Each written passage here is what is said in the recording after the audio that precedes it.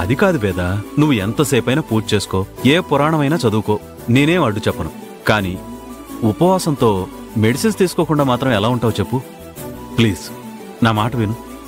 లేదండి, నేనే మిమ్మల్ని రిక్వెస్ట్ చేస్తున్నాను.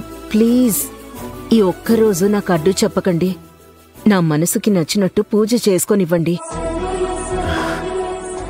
మొండిదాని వేద నువ్వు. సర్లే, నీ ఇష్టం. థ్యాంక్స్ అండి. అక్కడ ఆల్రెడీ దాంపత్య వ్రతం మొదలైపోయి ఉంటుంది. అక్కడ వ్రతం జరుగుతున్న టైంలోనే ఇక్కడ శివపురాణం చదవాలి అనేది నా ఉద్దేశం. అమ్మో, అత్తయ్య గారు అప్పుడే రెడీ అయిపోయి శివపురాణం చదవడం కూడా మొదలు పెట్టబోతున్నారు. ఐరేంద్రి ఏమో అక్కడ దాంపత్య వ్రతం స్టార్ట్ అవుతుంది అని చెప్పింది.